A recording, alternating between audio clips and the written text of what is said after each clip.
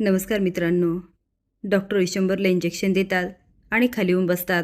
खूप वेळ झाला तरी विशंबरला शुद्ध काही येत नाही. पण घरामध्ये मात्र पार्टीचे लोक आलेले असतात आणि अलकनंदा त्यांना गंडवायचा प्रयत्न करत असते. ते बघून तर श्रावणीला खूप राग येतो. शुभून तो डॉक्टर साहेबांना किती वेळा शुद्ध येईल.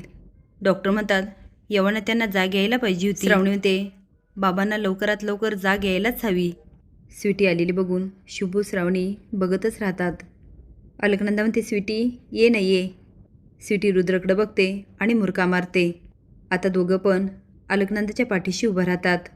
नंदाकाचं वागणं पृथ्वीला खटकत असतं, पण श्रावणी शुभू आल्यामुळे तो पण निवांत असतो. श्रावणी ती शुभू मला तर खूप काळजी वाटते. ही आत्या काय करून ठेवील ना सांगता येत नाही. मला तर तिचा खूप राग येतो. असं वाटतं जावं आणि तिला झापावं की माझ्या बाबांविषयी तू एवढं कसं वाईट वागू शकतेस.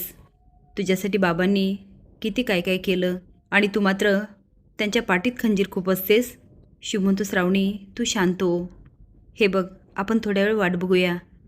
पण अलकनंदा मात्र खूप निर्धास्त असते, कारण विशंबर काहीतरी बोलेल आणि त्याचाच पाचका होईल याची ती वाट बघत असते.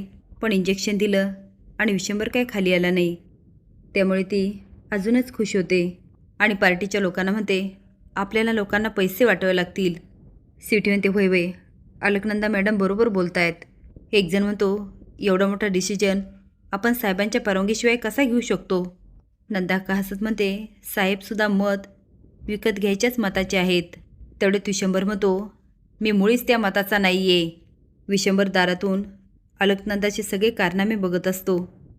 त्याला बघून अलकनंदा रुद्र आणि स्वीटीच्या पायाखालची जमीनच सरकते आणि पृथ्वी स्माईल करायला लागतो आणि म्हणतो भैया. अर्पिता शुभू आणि श्रावणी लपून बघत असतात. अलकनंदा घाबरलेले बघून ते खुदुखुदू हसायला लागतात. पृथ्वी म्हणतो साहेब आले. आता सगळेच उभा राहतात आणि म्हणतात साहेब आम्ही तुमचीच वाट बघत होतो आणि अलकनंदा मॅडमला सांगत पण होतो की साहेबांनाही आवडणार नाही. विशंबर म्हणतो फक्त सत्तेसाठी स्वाभिमान निष्ठा ह्या दोन्ही गोष्टी विकून मी कुठलाही चुकीचा मार्ग अवलंबणार नाही. आणि अलकनंदाकडं खूप रागाने बघत असतो. आता मात्र नंदाकाचा चेहरा रडवेला होतो. तो आता स्वीटीला बघत म्हणतो ही मुलगी इथे काय करते. तुला सांगितलं होतं ना DNA टेस्ट रिपोर्ट आल्याशिवाय इकडे यायचं नाही. अजून का नाही आली रिपोर्ट. स्वीटी आता ततमयमय करत असते. विषयभर म्हणतो रुद्र तो हा साहेब. तो विचारतो तू काही ॲक्शन घेतली की नाही. रुद्र म्हणतो हो साहेब मी स्वीटीच्या भावाला जेलमध्ये टाकलं. विशंभर म्हणतो हे बरं केलं. स्वीटी म्हणते साहेब तो तुला सांगितलं ना तुझ्याशी काही बोलायचं नाही आणि तुला आधी वॉर्निंग दिली होती. जोपर्यंत तुझ्या भावाचं काही कळत नाही तोपर्यंत ह्या घराची पायरी चढायची नाही. चल निघ इथून. पृथ्वी. पृथ्वी म्हणतो चल बाहेर. स्वीटी म्हणते पृथ्वी सर. पृथ्वी म्हणतो चल चल चल. आता मात्र श्रावणी आणि शुभचा आनंद द्विगुणित होतो. श्रावणी ते काकू बाबा आता ठीक झाले. अपर्णा ते श्रावणी बरं झाली तू आली. मला खूप काळजी वाटत होती. पण नंदाकानी भैयासाहेबांना पुन्हा काही केलं तर, कारण त्यांच्या गोळ्या औषधं हे नंदाकाच बघतात. श्रावणी ते काकू तू अजिबात काळजी करू नकोस. आत्या बाबांबरोबर खूप वाईट वागत होती. तुला माहिती आहे का तिने बाबांच्या गोळ्या बदलल्या आणि त्यामुळे बाबांना सारखी झोप यायची. अगं डॉक्टर म्हणाले काही दिवसांनी तर बाबा वेड्यासारखे करायला लागले असते. अपर्णा म्हणते बरोबर आहे. मी नंदाकाला बोलताना बघितलं आहे. त्या म्हणत होत्या भैयासाहेबांची अवस्था शिरीष घाणेकरसारखी करणार. श्रावणी म्हणते जोपर्यंत मी आहे तोपर्यंत माझ्या बाबांना काही होऊ देणार नाही. बरं शुभू आपलं एक काम राहिलं. काकू तू आत्याकडे लक्ष दे. आम्ही आलोच. आता श्रावणी आणि शुभू नंदाकाच्या रूममध्ये जातात. तर पहिल्यापासून सांगते नक्की काय झालेलं असतं. रुद्र श्रावणीला अडवतो आणि शुभू डॉक्टरांना चिमटा घेतो.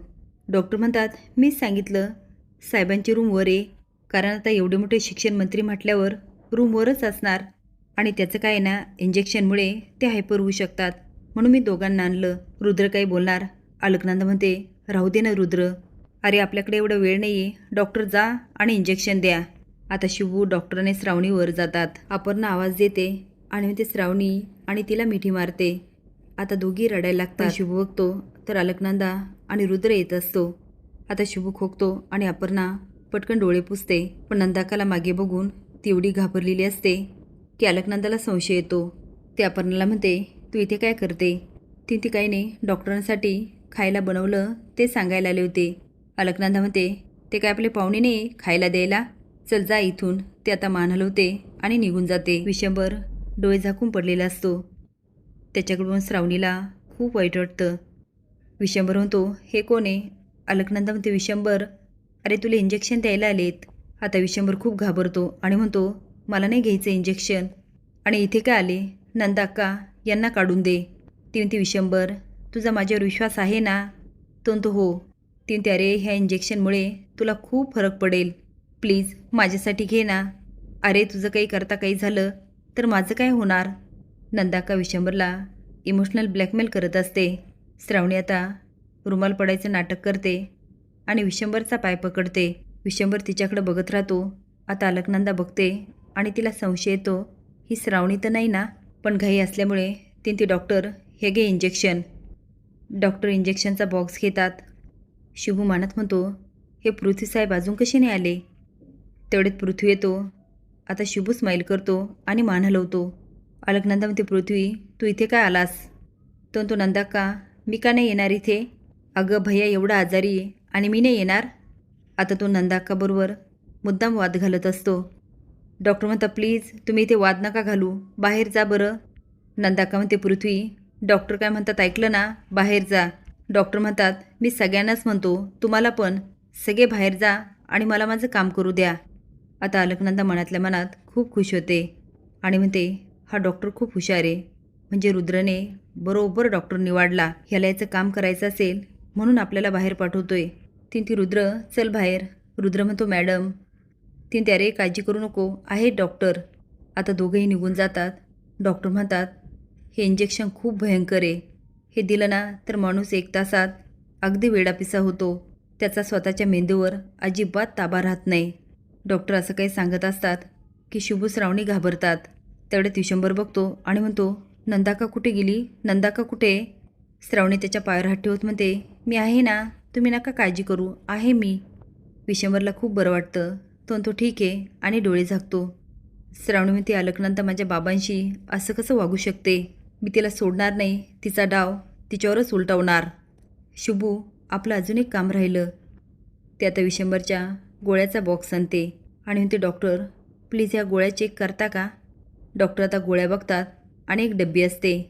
ते हातात ओततात आणि गोळ्या बघून म्हणतात, ह्या गोळ्यामुळेच साहेबांच्या मेंदूवरचा ताबा सुटत चालला आहे. शुभून तो डॉक्टर मान हलवतात आणि डब्बीतील सगळ्या गोळ्या ओतून घेतात आणि त्यामध्ये दुसऱ्या गोळ्या भरतात आणि म्हणतात, ह्या गोळ्याने तर साहेबांची तब्येत हळूहळू ठीक होणार.